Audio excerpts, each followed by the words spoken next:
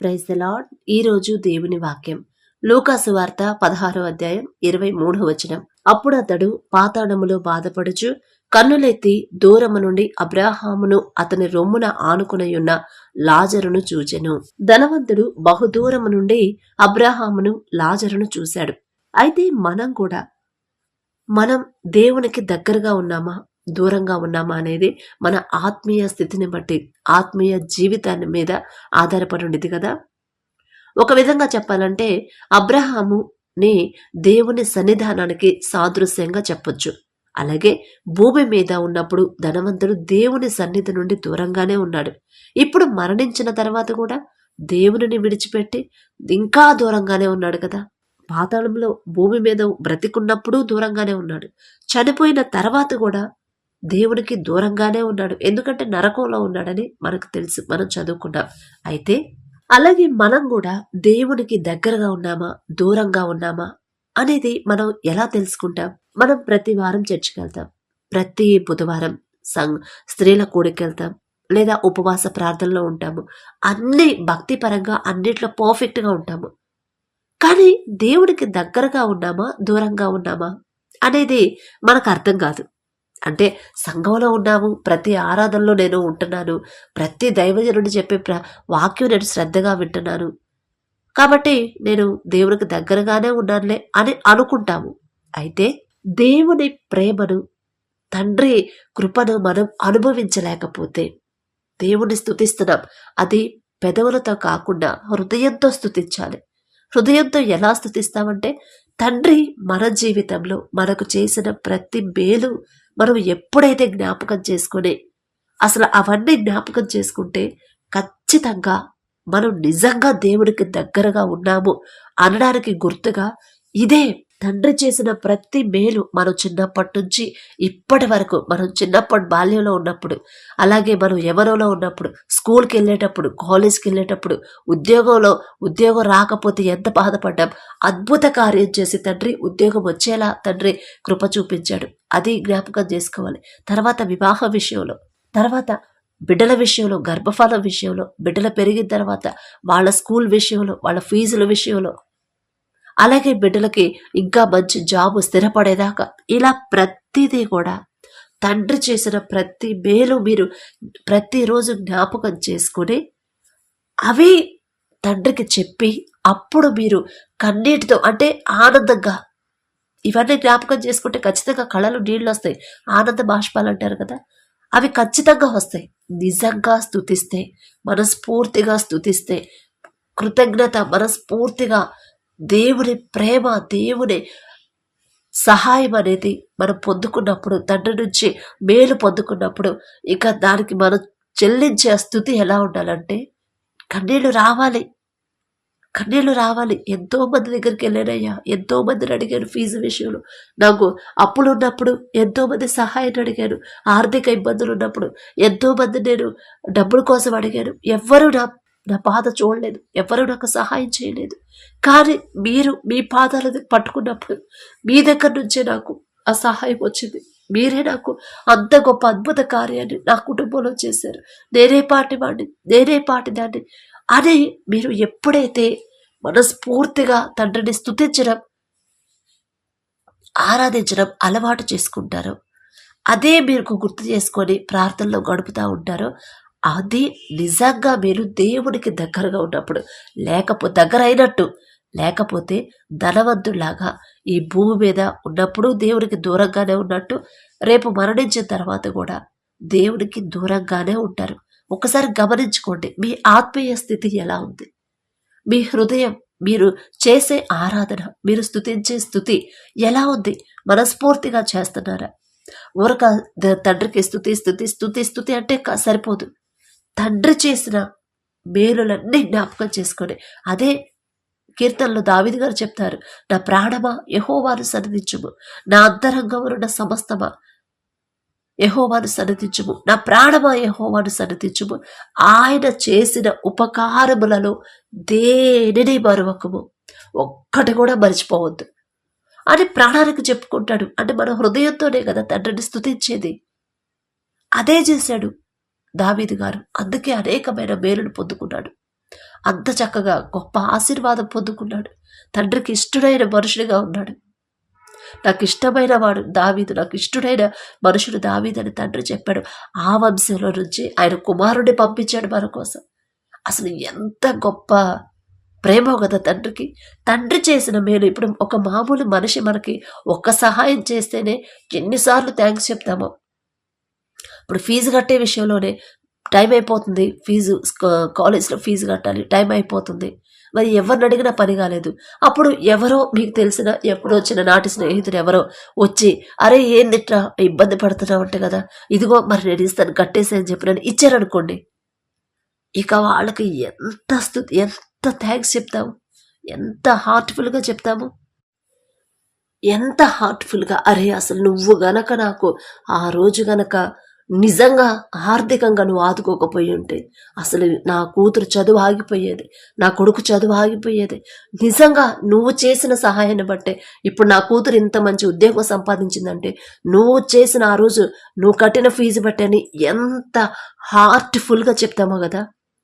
ఒక్క సహాయం చేసిన మనిషికే మనం అంత కృతజ్ఞత చెప్పినప్పుడు, మనం చిన్నప్పటి నుంచి మనల్ని జన్మించేలా తండ్రి తల్లి గర్భంలో పెట్టి మనకి ఇటువంటి అర్హత లేకపోయినా అద్భుత రీతిగా మరి మనకన్నా గొప్ప గొప్ప వాళ్ళు ఎంతో మంది ఉన్నారు. అయినా సరే మన మీద దృష్టి పెట్టి మనకి ఎటువంటి లోటు లేకుండా, ఒకవేళ సమస్య వచ్చిన దాని నుంచి తప్పిస్తా ఇక్కడ వరకు తెచ్చాడు తండ్రి. ఎన్ని మేలులు చేశాడు. మరి అన్ని మేలులు చేసిన తండ్రికి ఇంకెంత కృతజ్ఞత, ఇంకెంత థ్యాంక్స్ హార్ట్ఫుల్గా చెప్పాలి అనేది మీరు ఆలోచించుకోండి. అయితే పాత నిబంధనల కాలంలో ఎలా ఉండేదంటే, ఇప్పుడు కుష్ఠరోగులు ఉంటారు కదండి, లెప్రసీ వచ్చిన వాళ్ళు ఉంటారు కదా, వాళ్ళు అంటే మాకు కూడా అటు ఆంధ్రాలో ఉండేవాళ్ళు, చాలా మందిని చూసేవాళ్ళం. వాళ్ళ పిల్లలు కూడా మాతో పాటే కలిసి చదువుకునేవాళ్ళు హాస్టల్లో. అయినా సరే ఆ పిల్లలకి స్పెషల్గా చూసేవాళ్ళు. ఆ పిల్లలు కూడా కాస్త దూరంగా పెడతారు కదా, అలాంటి ఫీలింగ్ లేకుండా అందరితో కలిపే బాగా చూసేవాళ్ళు మా దగ్గర అయితే. అదే మాకు అందరితో కలిసిపోవడం అక్కడే అలవాటు అయిపోయింది. అయితే పాత నిబంధన కాలంలో ఎలా ఉండేదంటే, కుష్ఠం వచ్చిందనుకోండి ఖచ్చితంగా వాళ్ళని ఊరి చివర పెట్టేసేవాళ్ళు. లోపల ఉండేవాళ్ళు కాదు, ఊరి బయటే ఉండాలి. అది పూర్తిగా తగ్గితేనే లోపలికి రావాలి, లేకపోతే వెళ్ళకూడదు, వాళ్ళు రాకూడదు అసలు అని ఒక రూల్ అనేది ఉండేది కదా. అయితే ఆ వ్యాధి ఉన్నప్పుడు వాళ్ళకి ఎలా ఉండిద్ది, ఎక్కడైతే ఆ లెప్రసీ వచ్చిందో అక్కడ స్కిన్ అనేది మొద్దుబారిపోయింది. స్పర్శ ఉంటుంది కదా, దాని మీద కొట్టినా, గిచ్చినా, గిల్లినా, ఏదైనా పెట్టి గుచ్చినా కూడా స్పర్శ అనేది ఉండదు. అయితే ఆ బాధ అనేది పాపం వాళ్ళకే తెలిసింది. చీము కారత ఆ బాధ అనేది ఆ వ్యాధి వచ్చిన వాళ్ళకి తెలిసింది. అలాగే మనం కూడా ఇప్పుడు దేవుని సన్నిధిలో ఉండి తండ్రిని ఆరాధిస్తా, తండ్రిని స్తుతిస్తా, మందిరానికి వెళ్తా, ఉపవాసం ఉంటా, అన్ని మీటింగ్స్కి, ఎక్కడ మీటింగ్స్ అయితే అక్కడికి అటెండ్ అవుతా. ఎంత చేసినా కూడా తండ్రి చేసిన కార్యాలు మనం నిజంగా తండ్రి చేసిన మేలులు జ్ఞాపకం చేసుకోకుండా అవన్నీ మర్చిపోతా ఉంటే ఖచ్చితంగా మనం కూడా ఒక కుష్ఠరోగి లెక్క దేవుడి దృష్టిలో. ఎందుకంటే ఇన్ని కార్యాలు చేసినా కూడా అసలు ఎటువంటి మార్పు, ఎటువంటి స్పర్శ లేకుండా చేసిన కార్యాలు మర్చిపోయి, ఇక ఏదో నేను ఆరాధిస్తున్నానులే, ఏదో స్తుతి చేస్తున్నానే, ఏదో నామకార్థానికి చేస్తున్నాము అంటే మనం కూడా దేవుని దృష్టిలో ఒక కుష్ఠరోగులమే. అలా మనం ఉండకూడదు. దేవునికి దగ్గరగా ఉండాలి. దేవుడు తండ్రి చేసిన ప్రతి మేలు జ్ఞాపకం చేసుకోవాలి. తండ్రి చేసిన ప్రతి అద్భుత కార్యం ప్రతి రోజు జ్ఞాపకం చేసుకోవాలి. ధనవంతుడు అలాగే ఉన్నాడు. ఈ భూమి మీద ఉన్నప్పుడు చాలా మంది చెప్పుంటారు, మేబీ చాలా మంది, అయ్యా మరి ఇంత సమృద్ధిగా ఇచ్చాడు దేవుడు, మరి అందును బట్టి తండ్రికి కృతజ్ఞత చెప్పొచ్చు కదా అంటే గర్వించుంటాడు, అహంకారంతో ఉండుంటాడు. ఇదంతా నా జ్ఞానం, నా సొంత తెలివితో సంపాదించుకుంటే మధ్యలో దేవుడని అదేంది అట్లా తిప్పుతారు అని మేబీ అనుంటాడు. అంటే దేవునికి దూరంగానే ఉన్నాడు. మరి మరణించిన తర్వాత కూడా దూరంగానే ఉన్నాడు తండ్రికి. ఇక దగ్గర కాలేడు కదా. మనం బ్రతికున్నంత కాలం వరకే కదా తండ్రికి దగ్గర అవ్వాలన్నా, దూరం అవ్వాలన్నా. ఆలోచించుకోండి మీరు ఒకసారి, మీరు తండ్రికి దగ్గర ఉన్నారా, దూరంగా ఉన్నారా? తండ్రి మాట చొప్పున నడుస్తున్నారా? మీ మాట చొప్పున, మీ ఆలోచన చొప్పున నడుచుకుంటున్నారా? వాక్యం ప్రకారం నడుస్తున్నారా?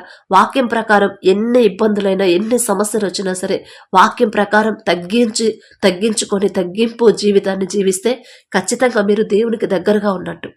లేదు, ఇక వాళ్ళు అన్ని మాటలు అంటున్నారు, నేను ఉండలేను, ఇక నేను పడలేను అని ఎదురు తిరిగారా, ఎదురు మాట్లాడారు అంటే ఖచ్చితంగా మీరు ప్రార్థన చేస్తున్నా, ఆరాధన చేస్తున్నా, భక్తిలో ఉన్నా కూడా మీరు దేవునికి దూరంగా ఉన్నట్టే లెక్క. అలాగే మనం నయమాను గురించి ఒకసారి చూస్తే, నయమాను ఎలీషా గారి దగ్గరకు వచ్చినప్పుడు, అయ్యా మరి ఇదిగో 7 సార్లు యోర్దాను నదిలో మునుగు అని చెప్తాడు.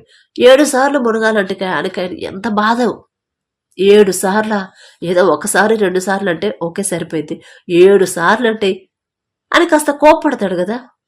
అంటే ఒకలాంటి నిరుత్సాహం, అసహనం అనేది ఆయన హృదయంలో ఉండింది. అహంకారం, గర్వం, నేనేంటి, నాకున్న ఆస్తి ఏంది, నాకున్న సంపద ఏంది, నేను ఈయన మామూలు ఆఫ్టర్ ఆల్ ఈయన చెప్తే నేను 7 సార్లు మునగాల అని అలాంటి గర్వం, అలాంటి హృదయాన్ని కలిగి ఉన్నాడు. ఇప్పుడు మనం కూడా ప్రార్థన చేస్తున్నాం, సమస్య వచ్చింది, ప్రార్థన చేస్తున్నాం జవాబు రావట్లేదు, ప్రార్థన చేస్తున్నాం సమస్య పోవట్లేదు, ప్రార్థన చేస్తున్నాం సమస్య ఇంకా అలాగే ఉంది. ఇదే ఆలోచనలో మనం ఉంటున్నాం. గర్భఫలం రావట్లేదు, అప్పులు తీరట్లేదు, అనారోగ్యం పోవట్లేదు, ఉద్యోగం రావట్లేదు, ఇదే ఆలోచనలో ఉన్నాం. కానీ నేనెందుకు ఇంత ప్రార్థన చేస్తున్నా నాకు రావట్లేదు అనే ఆలోచనతో ఉన్నాం. కానీ నిజంగా తండ్రికి దగ్గరయ్యి మనం చేస్తున్నామా లేదా? తండ్రి మాట చొప్పున ఇక్కడ ఎలీషా గారు 7 సార్లు మునగమన్నాడు. ఈయన ఎంత కష్టపడ్డాడు, ఎంత అసహనమైపోయిందో. అరే ఇన్నిసార్లు ఎవరు మునుగుతారు అనుకున్నాడు. కానీ 7 సార్లు మునిగితేనే సంపూర్ణ స్వస్థత పొందుకున్నాడు. 7 సార్లు మునిగితేనే చిన్నపిల్లల శరీరం లాగా అయిపోయింది. 7 సార్లు మునిగితేనే తనకున్న రోగాన్ని పోగొట్టుకున్నాడు. 7 సార్లు మునిగితేనే తనకున్న ఆ సమస్య అంతా అసలు విడిచిపెట్టి వెళ్ళిపోయి సంపూర్ణ స్వస్థత పొందుకున్నాడు. తన ప్రార్థనకు జవాబు పొందుకున్నాడు. ఇప్పుడు అదే చెప్తున్నా నేను, మీరు 3 గంటలకు లేవండి అన్నప్పుడు లేవాల్సిందే. సమస్య తీరాలి అంటే, గర్భఫలం పొందుకోవాలి అంటే 3 గంటలకు లేవండి. అది కష్టమైన నష్టమైన.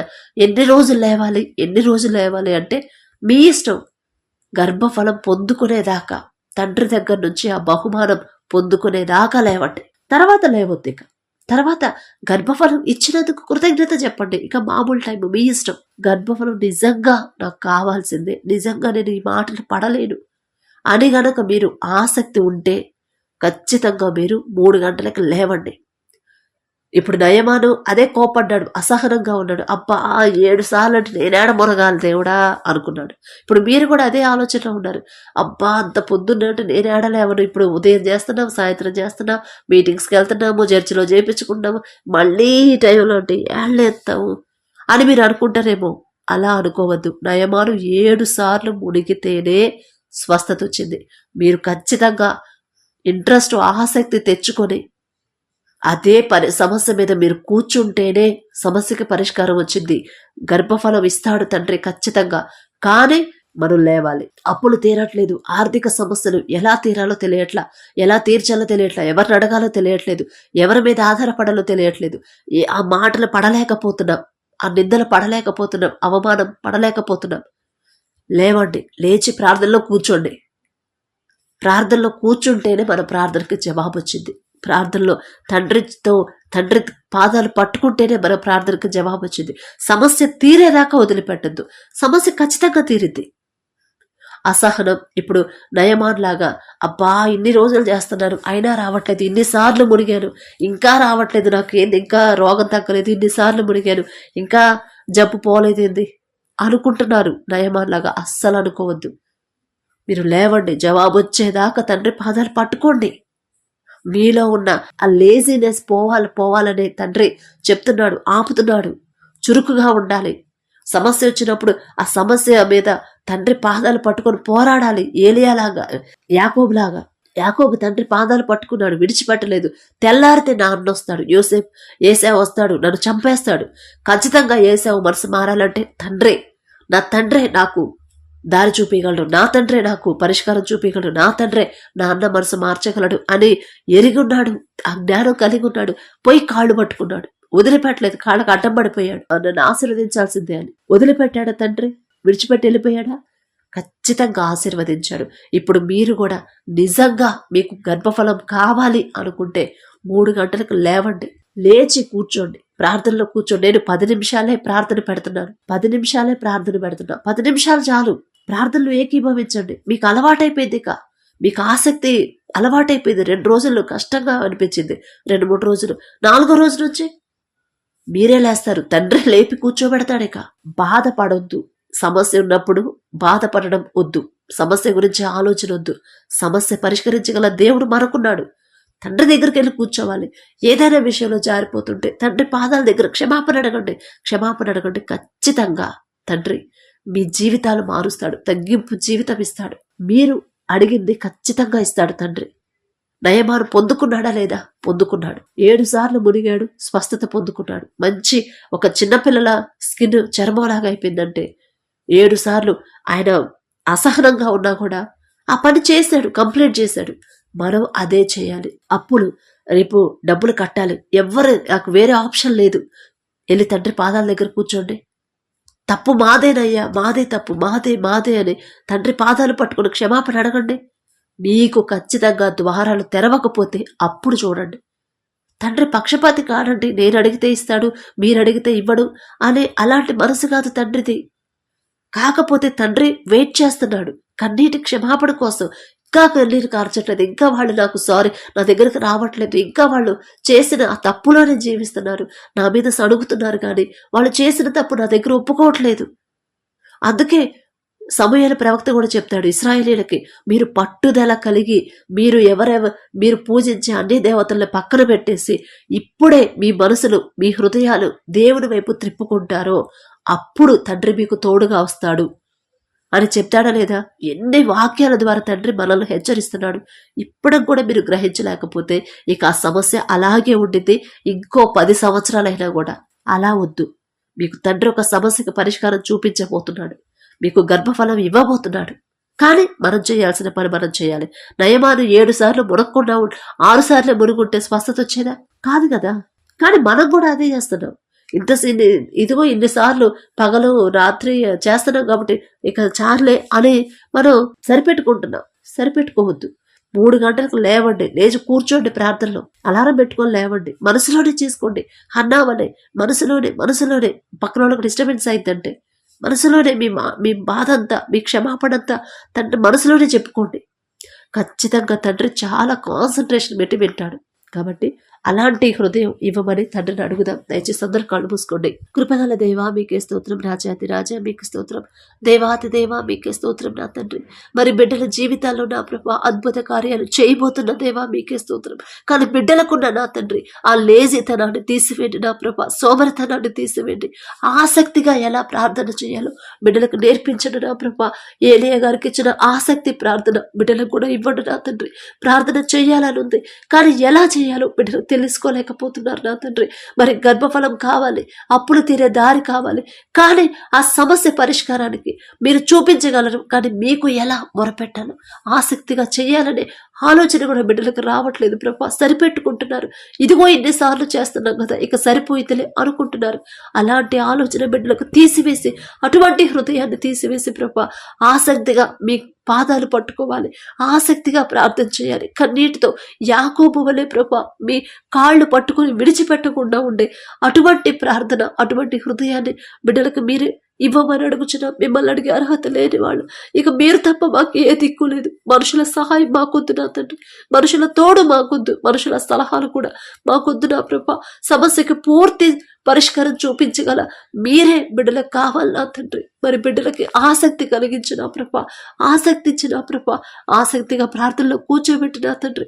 బిడ్డలకి ప్రార్థనకి జవాబు ఇవ్వబోతున్న దేవా మీకే స్తోత్రం, గర్భాలు తెరవబోతున్న దేవా మీకే స్తోత్రం, అప్పుడు తీరే దారి చూపించబోతున్నందుకు మీకే స్తుతి స్తోత్రాలు చెల్లించుకుంటూ అడిగే అర్హత, పొందుకునే అర్హత లేని వాళ్ళం అయినా సరే యేసు నామములో అడుగుచున్నాము తండ్రి. ఆమేన్.